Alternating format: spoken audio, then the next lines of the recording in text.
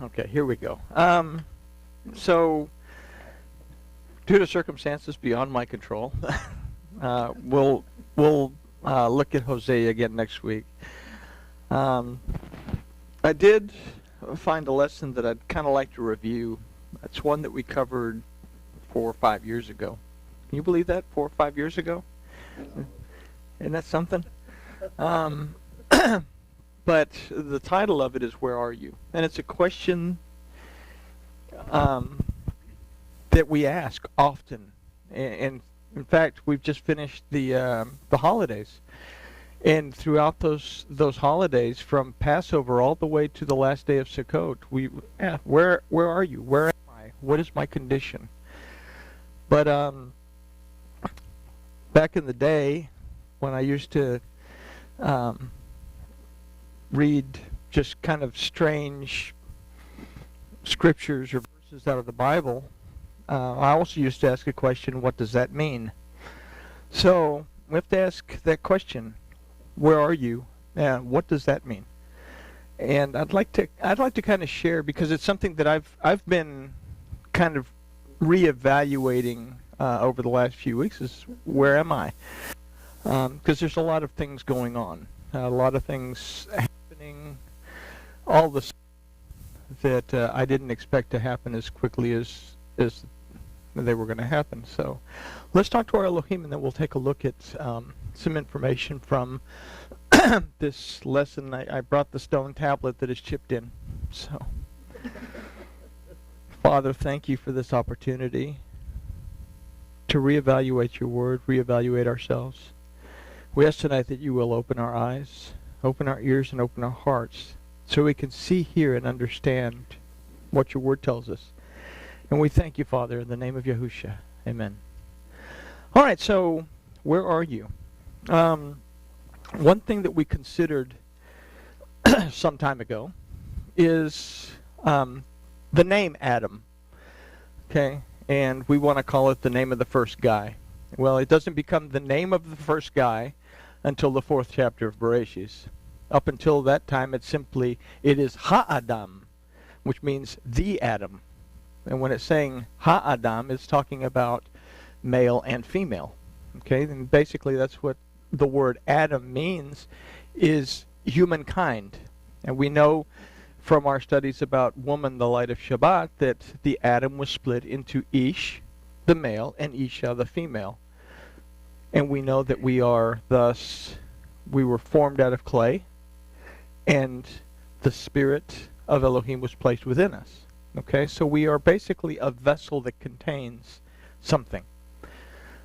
And within Ish, we have our physical worship that brings out Isha. It says, bone of my bones, flesh of my flesh, she shall be called Isha, because she came out of Ish. That our physical worship, the way we study, the way we pray, the manner in which our belief system grows, is what produces the spirit that we project, so to speak.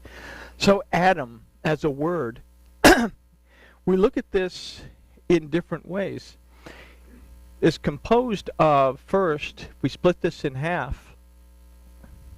We have the Aleph, that the first time we see the Aleph as a root of a word in the Torah is in the word Elohim.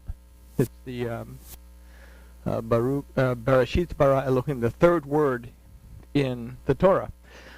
And we know from our Hebrew numbers, we know that it's composed of 2 yods, which are 10 apiece, and the Vav, which giveth the numerical value of 26, which is the same numerical value as Yod He Vav He, which is Yahuwah. So in the Aleph, it's a representation of Yahuwah Elohim. Paul tells us in the book of Acts that it's in him that we live and move and have our existence. So we understand that Yahuwah is the main component of our life. The other side of this is the word dam, that means blood. Now, blood is a representation in the Torah, in the Bible. When we look at blood, it represents for us life. And we get this from Elohim's conversation with Noah that says, don't eat the blood because it belongs to me, because in it is the life source of everything. So, but if we take Dam, we understand that its numerical value is 44. That's a strange 44. It's cursive 44. Okay? So if we have Dam, then we know that we come from a mother, Am, and a father, Av, I'll spell it right in a minute, which equals 44. So we are life that comes into being, and Isha, the father and the mother. Okay? Our life is dependent on our ability to stay connected to our Elohim. And if we consider that also within the door, or within Adam, we understand that we have the Aleph, the Dalet, and the Mem, that Mashiach, okay? The closed Mem is a representation of Mashiach, the anointing of Yahweh that surrounds us, infills us, and allows us to be connected to our Elohim. That we are a doorway, we have a Dalet between Yahuwah Elohim and Mashiach. This doorway was made possible by Yahusha, who was a Mashiach. Okay, the physical Mashiach, which we say the anointed one, but Mashiach as a word means the anointing of, and then within that is also the name Yah. So we are a doorway that allows us to be connected to our Elohim. Okay? We're a living being that has access to the most powerful entity in existence and beyond, if we choose to have that. We're created to be able to do this. We are created to be able to do this. And if we say that Elohim brought existence into being by and through his word, then we look at the name Adam again, and we consider that in order to pray, we express something called mitpalel, which is our ability, if I can get these together, our ability to pray. The word palel means to pray, means to worship, it means to praise, but it also means to be able to judge, to be able to discern, to be able to understand, among other things. So as the Adam, if we take and we spell out Aleph, and we spell out Dalet, and then we spell out Mem, what we have is when we drop these letters down, we have Adam again. But what's left over within us is, in reverse order, meets Palel. Okay? So within us, within the very DNA of the Word of Elohim himself, and the very structure of the language of Elohim, our DNA, we have the ability to connect to Elohim through our ability to pray. What is prayer is not... I have this stigma about the word prayer. Whenever I say prayer, I picture the Indiana Jones movies and all the natives doing this thing.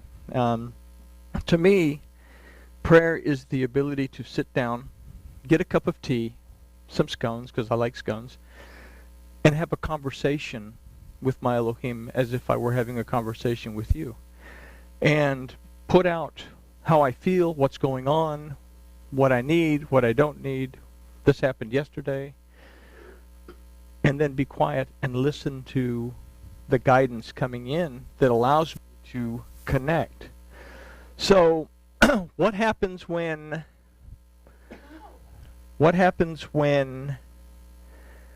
I fail to recognize where I'm at? I get misguided, because everybody gets misguided.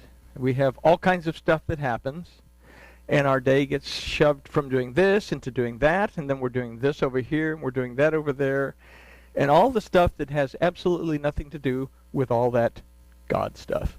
Because, after all, God only exists for a couple of hours a week when you're in service. And this is the mentality that we get. We get this duality thing going on, that I'm here and something I call God is floating around on a throne in some place called heaven.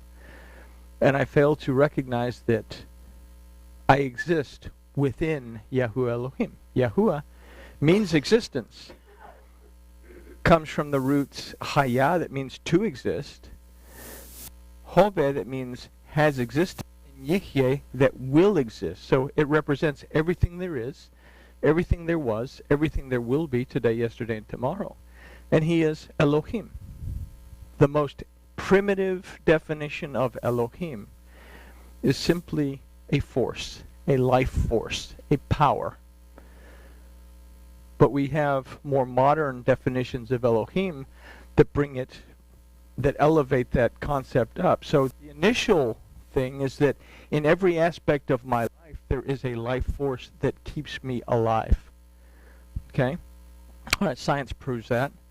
If it weren't for all the vibrations and all the other stuff going on, the electricity in our bodies would just basically stop and we would die because we're dependent on that.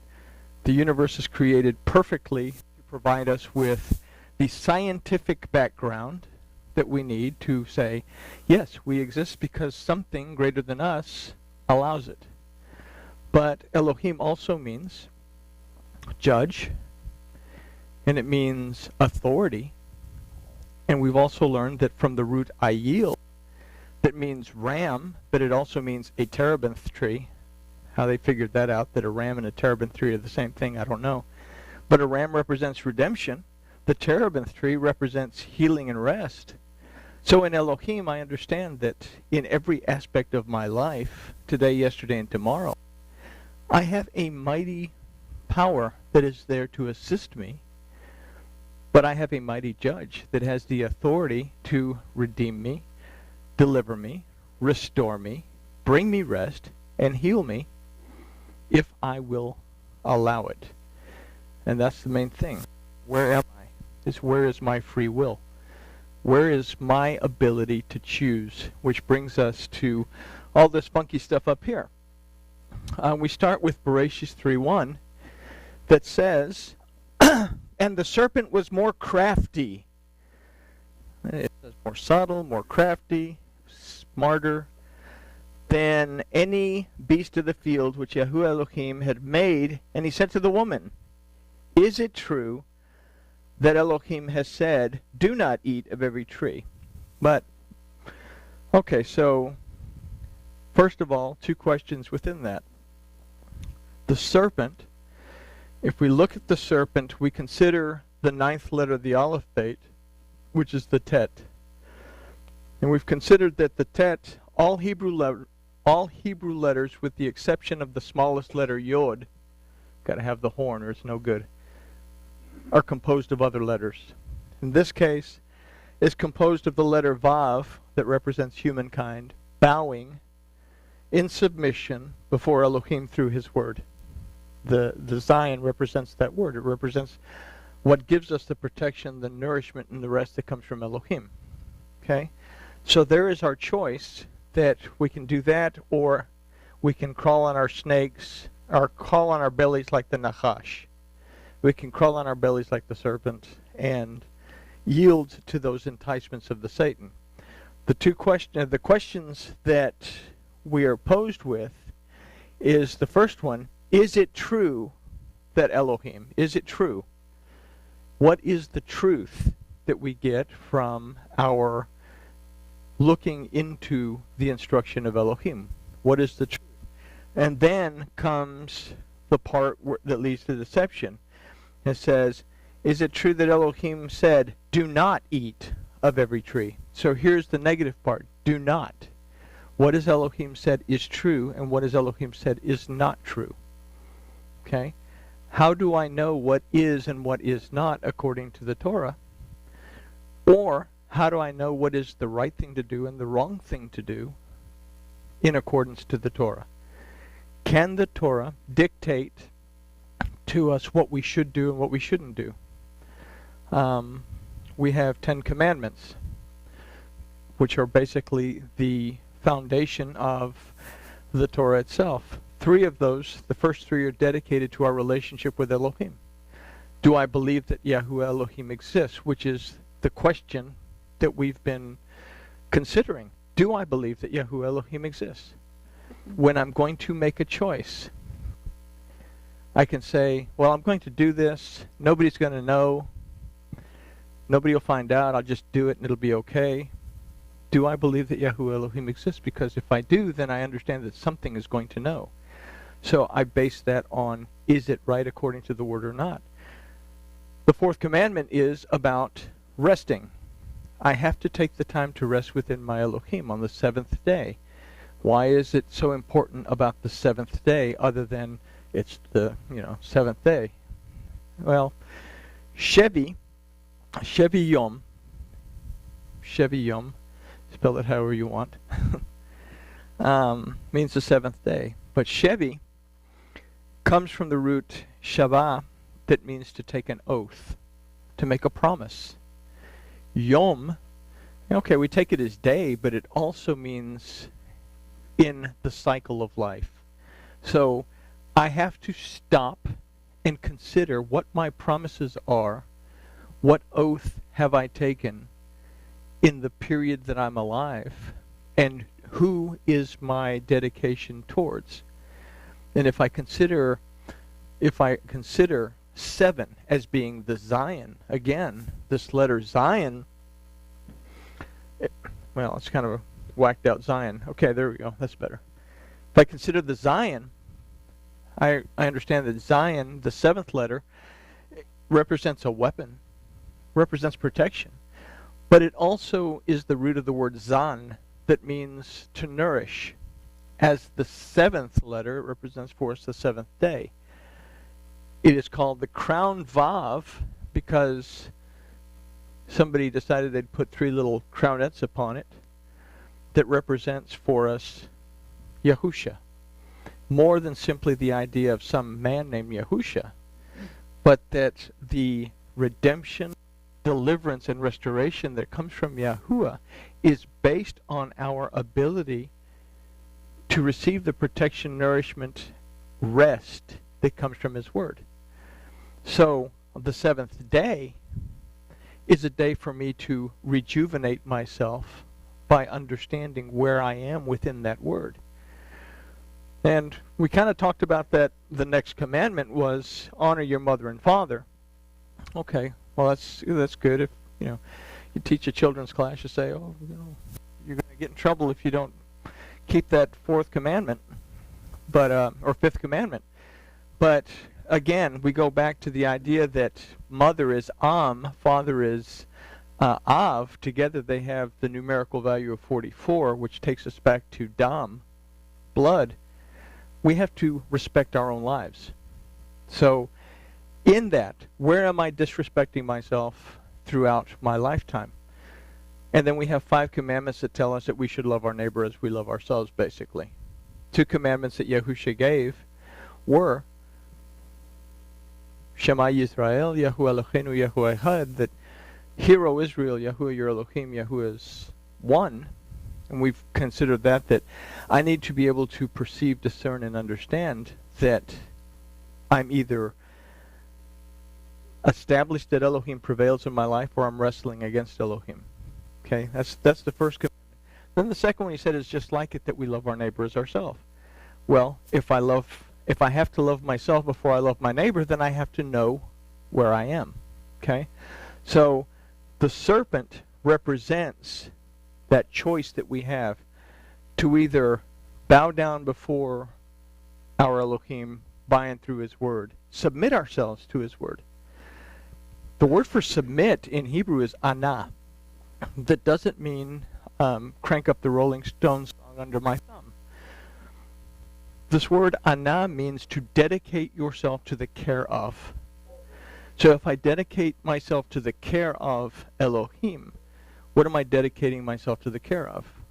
I'm dedicating myself to the care of that relationship that I have, because I am hardwired to be connected. So what am I maintaining? I'm maintaining the connection that I have to my Elohim. So they go ahead and eat the apple because there was a miscommunication between Ish and Isha. That Ish, the study part, didn't quite grasp, so that Isha was left unprotected. And as a result, Isha misinterprets the Torah and eats the fruit.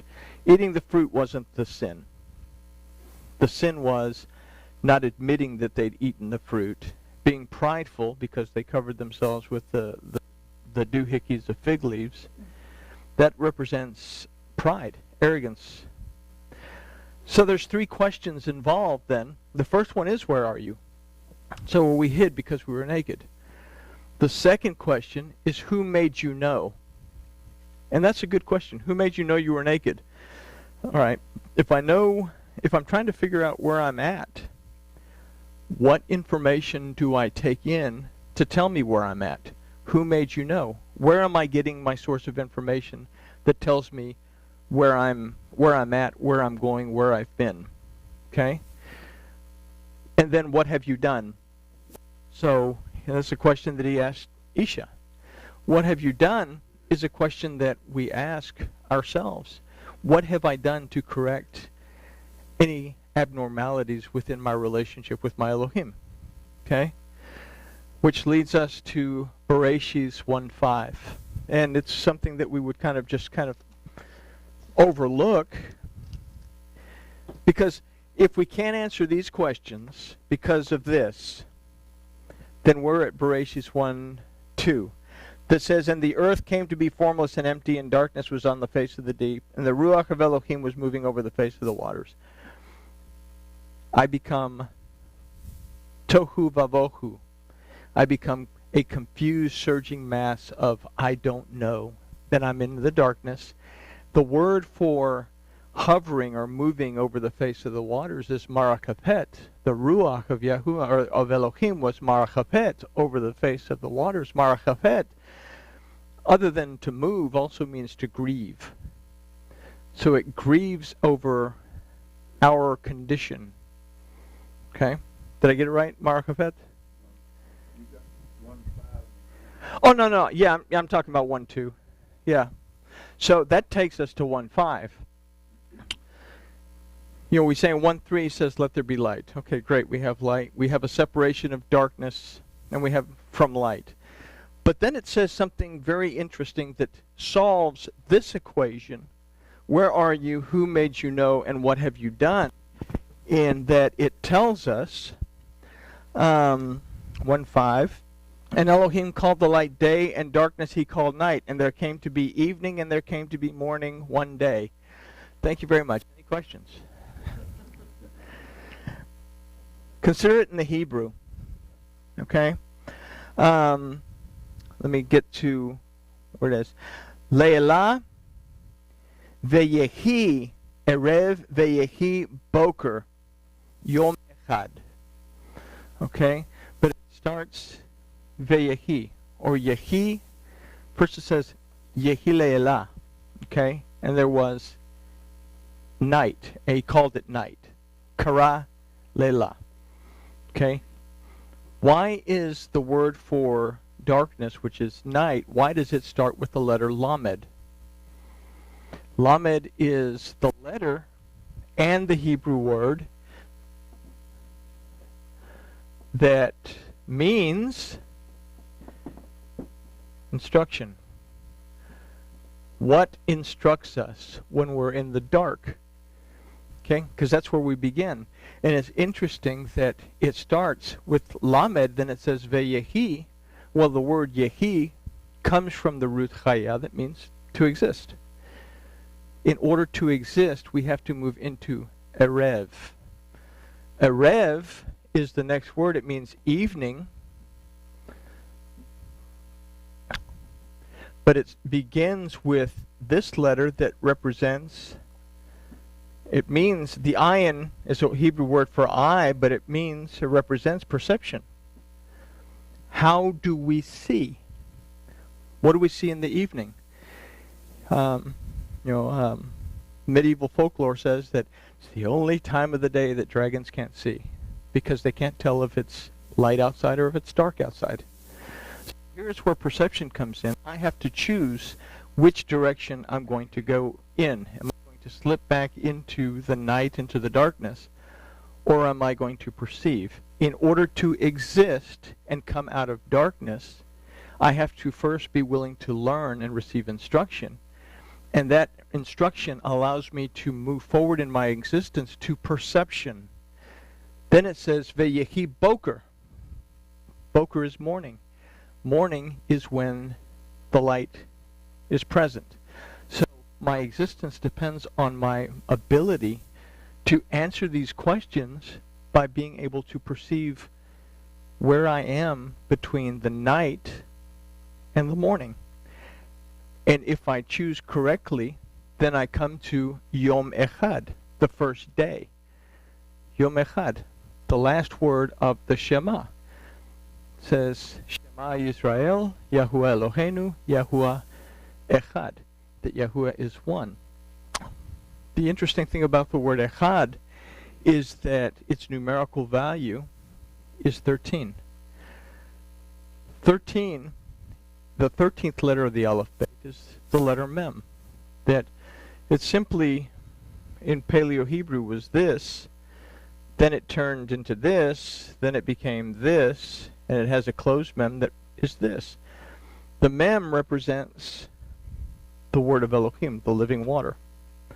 We have an open Mem that allows us to read the Torah and see what the story says. I can say story because Francois not here. I can look at the narrative. I can look at the vignette. There we go. Thank you, Mickey. But I can't just stick with what the topical stuff tells me, because it tells me stuff sometimes that doesn't make sense. Why did Jeremiah take a linen girdle and go hide it in a hole and come back after a few days and dig the linen girdle up out of a hole and notice that it was all dirty and he couldn't use it and it was no good anymore and he had to discard it? What does all that mean? In order for all that, for me to understand that, I have to consider Mashiach. The connection that I have allows me to look deeper into the word of Elohim and extract that deeper meaning from the language itself, from the letters itself. Just because it uses a word for, what's a good word? Yeah, Shema. Shema is a good word. We read it as hear. But imagine, Shema also means to perceive, discern, understand, obey, apply, be content, among a whole bunch of other things. Which definition of that word, which combination of definitions, which level of definitions am I reading this word at? Because I can read a verse in English and it can be transliterated from Hebrew into English, but I can take the definitions of those words and start delving into deeper meaning and deeper understanding of what's going on within that. So, Echad is also a word that means to be in unity with. And if I say the Shema, that I understand, okay, do I perceive, discern, and understand that either Elohim prevails in my life or I'm wrestling against Elohim. Yahuwah Eloheinu, that in every aspect of my life I have a mighty judge that will redeem me, deliver me, restore me. Well, I don't need redemption. I don't sell myself into slavery. Do you ever get angry? If you get angry, you've sold yourself into slavery. You wig out, freak out, and stress out with anxiety because something's not going right. Well, there you go. You're in Egypt. Redeems us from this because we sit down with a cup of tea and some scones and have a conversation and open our minds, open ourselves up to be able to be connected enough to hear that little voice that says, have you considered maybe taking the last step first and then moving through the third step instead of the second step, and then taking the fourth step instead of the first step, and then you'll reach your destination? It says, my understanding is above your understanding is what our Elohim says.